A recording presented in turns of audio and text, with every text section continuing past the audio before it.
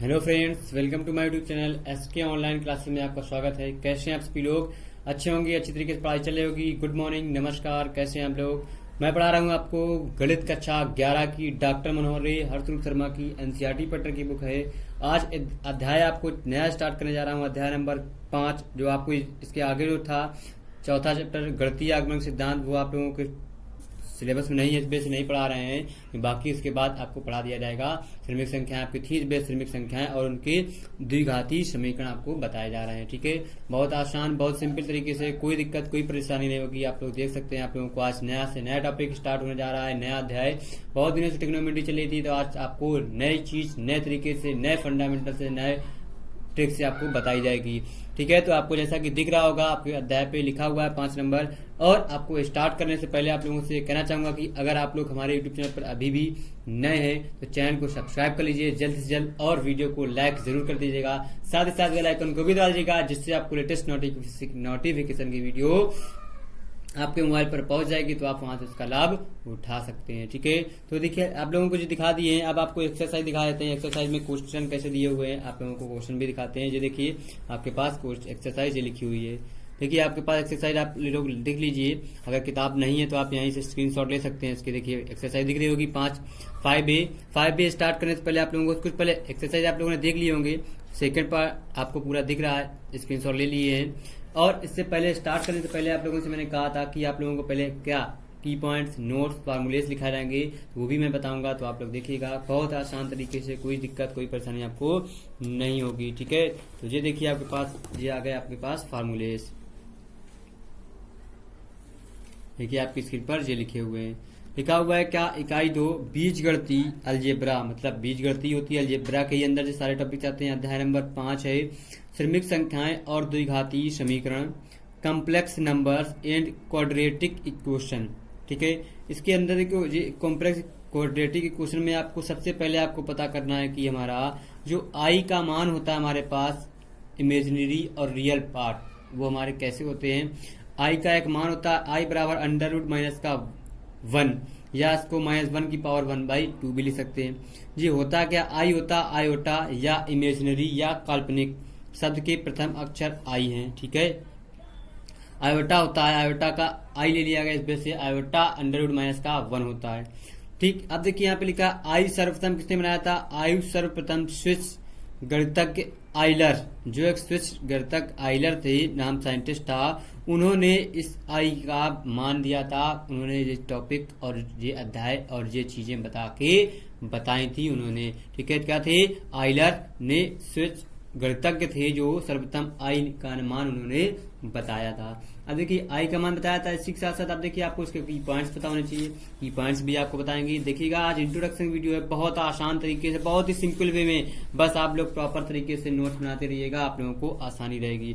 फिर लिखा है आई के पूर्णांक घात integral power of i. Integral power of i लिखा हुआ है, वो क्या होता है? आई इज इक्वल टू में अंडर रूट माइनस का 1 या माइनस का 1, एक तुम्हारा आई का मान जो होता है। फिर अगर आई स्क्वायर लिखा हुआ है तो क्या होगा? आई स्क्वायर बराबर माइनस का 1। क्यों? अगर स्क्वायर कर देंगे इसका तो इसका स्क्वायर स्क्वायर कट जाएगा, तो हमारा सिर्फ आई बचेगा। ठीक है, अब इसी के बाद दूसरा देखिए लिखा हुआ है आपके पास आई क्यूब। आई क्यूब को आई स्क्वायर इंटू आई कर सकते हैं।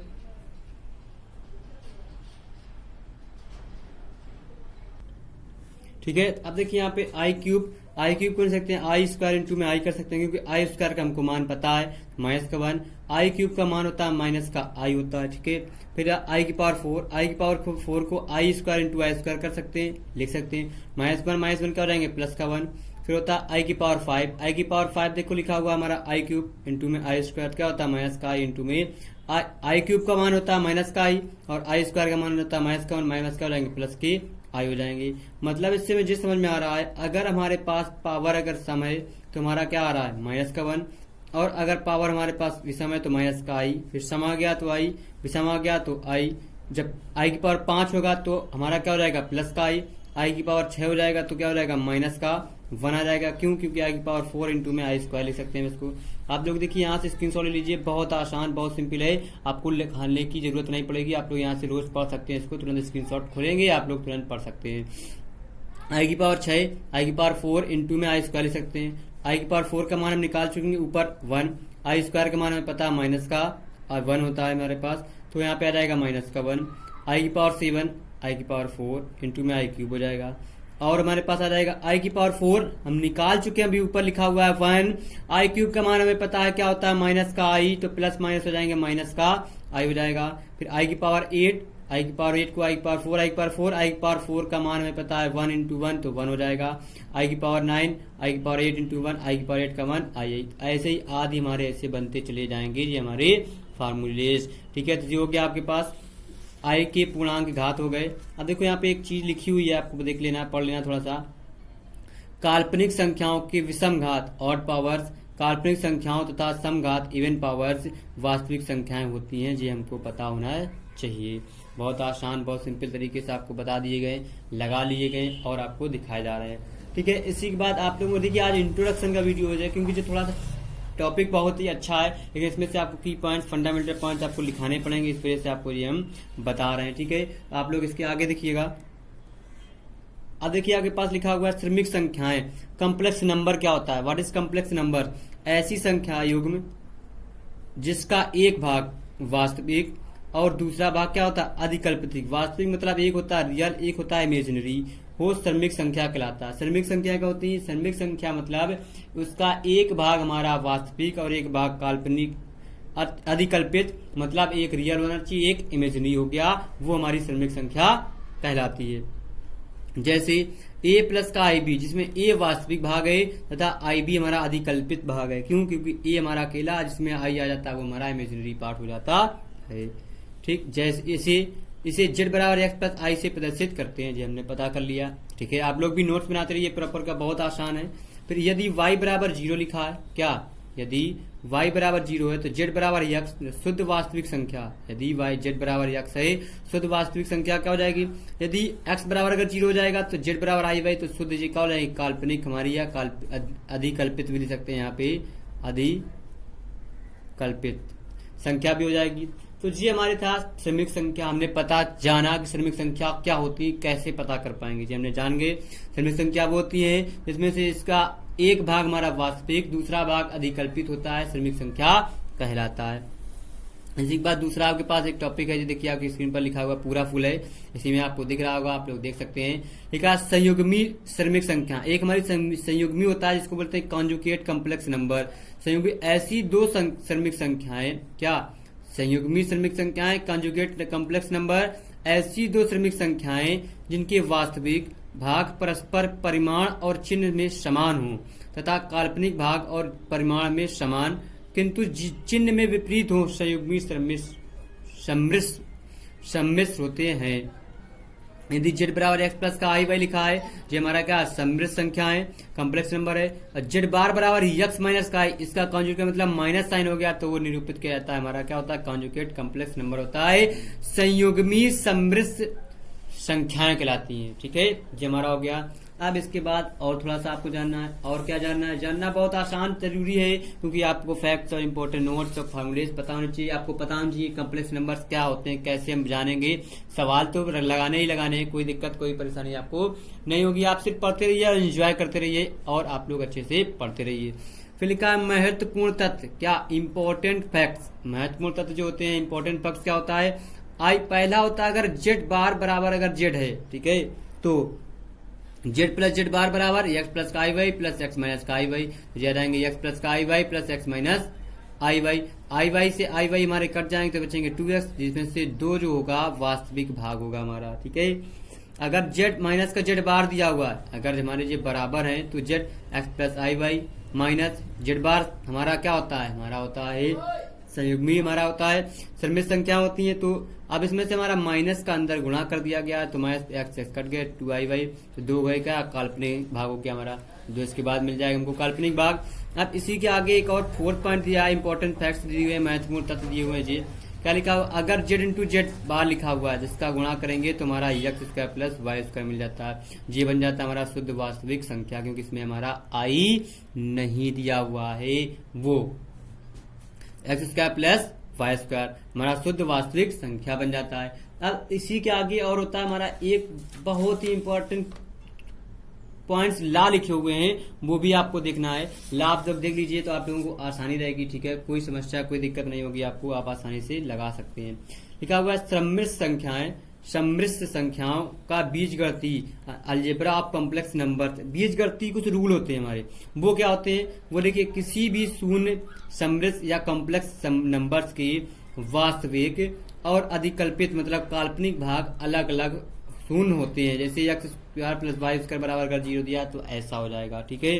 दूसरा पॉइंट लिखा हुआ है, आप लोग देखते जाइएगा और स्क्रीनशॉट लेते जाइएगा, क्योंकि यार नोट्स आप प्रॉपर बनाते रहिए वीडियो पास कर करके कि आप लोगों को आसानी रहेगी। लिखा है दो समान सम्मिश्र संख्याओं के वास्तविक और अधिकल्पित मतलब काल्पनिक भाग आपस में अलग अलग समान होते हैं। जैसे x1 बराबर x2, y1 बराबर y2, ठीक है। फिर लिखा है थर्ड पॉइंट लिखा हुआ बहुत आसान है, दो अथवा दो से अधिक सम्मिश्र संख्याओं का योग और अंतर सम्मिश्र संख्या होता है। जैसे z1 प्लस z2 बराबर x1 plus x2 plus i y1 plus y2, ये होता है हमारा z1 प्लस z2। अगर दो सम्मिश्र संख्याओं का योग, ये योग है, नीचे अंतर मतलब माइनस लिखा हुआ है, योग में x1 प्लस x2 आ जाएंगे और i y1 प्लस y2 आ जाएगा। और z माइनस z1 माइनस का z2 अगर होगा x1 minus x2 plus i y1 minus y2, ये हमारा योग हो गया, ये हमारा अंतर हो गया, ठीक है। ये थर्ड पॉइंट था। अब इसके आगे आपको बताना है फोर्थ पॉइंट इसका है, बहुत आसान है, 5 पॉइंट दिए हुए हैं, आप लोग देख लीजिए, बहुत ही आसान क्वेश्चन है। इंट्रोडक्शन में आप लोगों को क्या इससे अच्छा डीपली में आपको कहीं नहीं मिलेगा, आपको यूट्यूब पर आपको प्रॉपर नोट्स बना के आपको पढ़ाया जा रहा है। बस आप लोगों से एक रिक्वेस्ट है कि आप लोग ज्यादा से ज्यादा चैनल को सब्सक्राइब कीजिए, शेयर कीजिए और वीडियो को लाइक कीजिए। लिखा दो सम्मिश्र संख्याओं का गुणनफल और भागफल अलग अलग सम्मिश्र संख्या होती है, ठीक है। जैसे z1 बराबर x1 plus i y1, z2 बराबर x2 प्लस आई y2 दिया हुआ है, ये आपको पता करना है। बहुत आसान, बहुत सिंपल है क्वेश्चन। अब लिखा z1 z2 अगर ले दिए हमने, गुणनफल दे दिया है, तो हमने गुणनफल क्या हो गया, x1 x2 minus y1 y2 plus आई x1 y2 प्लस का y1 x2 आ जाएगा। जी हमारा रियल पार्ट और जी हमारा इमेजिनरी पार्ट हो गया। अब इसी का अगर भाग में होगा तो भाग में देख लीजिए क्या हो गया, अगर z1 अपन z2 भाग करेंगे हम डायरेक्ट इस फॉर्मूले से लगा सकते हैं, मान रख सकते हैं x1 x2 plus y1 y2 बटे x2 square plus y2 square plus i y1 x2 minus x1 y2 बटे x2 square plus y2 square, हमारा जो हो गया डिवाइड का। एक और पॉइंट आपके पास लिखा हुआ है, क्या लिखा हुआ है, फोर्थ पॉइंट, दो समान सम्मिश्र संख्याओं की संयुग्मी सम्मिश्र संख्या भी आपस में समान होती है। क्या होती है, दो समान सम्मिश्र संख्याओं की संयुग्मी सम्मिश्र संख्याएं भी आपस में समान होती हैं। कैसे, z1 बराबर x1 plus i y1, z2 बराबर x2 प्लस आई y2, तो जी आ जाएगा x1 माइनस का आई y1 बराबर आ जाएगा x2 माइनस का आई y2। संयुग्मी अगर बराबर है तो हमारा ऐसा हो सकता है। अब देखिए बहुत ही आसान है, आप लोगों को थोड़ा सा और है, बस नहीं अभी एक्सरसाइज स्टार्ट होने वाली है, आप लोग बस जरा सा और पढ़ लीजिए थोड़ा सा की पॉइंट। देखिए आपको नोट्स थोड़े लिखना है, थ्योरी इसमें है, थ्योरी के बाद ये आपको पॉइंट वहां पर आ जाएंगे तो आप लोग कैसे बताएंगे, इस बेस से आपको जो थ्योरी के पॉइंट्स आपको बता दिए जा रहे हैं आपको लिख लीजिएगा। वैसे भी आज से नया टॉपिक है, बहुत दिन उससे वीडियो अपलोड नहीं हुआ है, इसी वजह से आज मैं आपको ये वीडियो बना रहा हूँ। कि लिखा है किसी सम्मिश्र संख्या x प्लस आई वाई को जिसमें x और y चिन्ह i द्वारा संबंधित है तो वास्तविक संख्याओं का x और y के युग्म x, y के रूप में निरूपित करते हैं। ठीक है, कैसे, जहां x और y का क्रम सदैव अपरिवर्तनीय रहता है। क्या रहता है, अपरिवर्तनीय रहता है। जैसे काल्पनिक संख्याओं के समुच्चय C में क्रमित युग्म की परिभाषा निम्न दी हुई है। कैसे, इसको आपको ऑर्डर्ड पेयर जो होते हैं वो कैसे पता करेंगे वो आपको बताए जा रहे हैं। लिखा सी जेड कोलन जेड बराबर x, y for all x, y is belong to capital R। जैसे z का मान है x प्लस आई वाई तो less than x, y greater than x, y is belong to R मतलब हो जाएगा। अब देखिए कुछ हमारे बहुत ही जल्दी आपको एक्सरसाइज से रूबरू कराया जाएगा, आप लोग देख सकते हैं आसानी के साथ में। अब देखिए यहाँ पे लिखा हुआ है कुछ महत्वपूर्ण नियम। कुछ महत्वपूर्ण नियम क्या है आपके पास, जो आपको नियम रूल्स फॉलो करना है, रूल्स लगाना है, अपनाना है, इसका आपका एक्सपेरिमेंट उसमें करना है। कैसे, लिखा है संवरक नियम।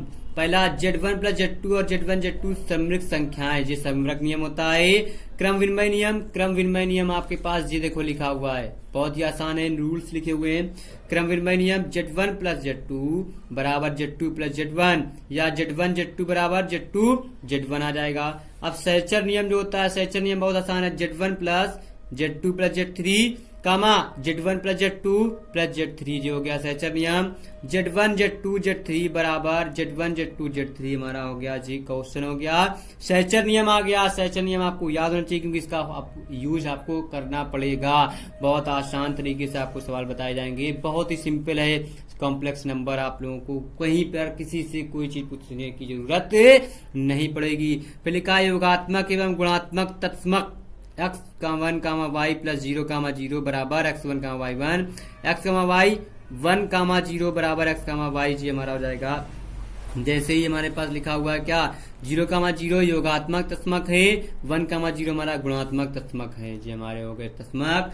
अब देखिए ये 4 रूल हो गए, एक रूल और आपको लगाना है, बहुत ही आसान। देखिए रूल्स आपके पास ये रहा, क्या करना है आपको बहुत ही सिंपल तरीके से बताया जा रहा है। लिखा है योगात्मक एवं गुणात्मक प्रतिलोम कैसे पता करेंगे, z डॉट z स्टार बराबर z स्टार डॉट z बराबर 1 कामा 0, z स्टार बराबर x upon x square plus y square into minus का x upon x square plus y square हमारा 1 प्लस 1 माइनस का हो जाता है, मतलब ये है हमारा।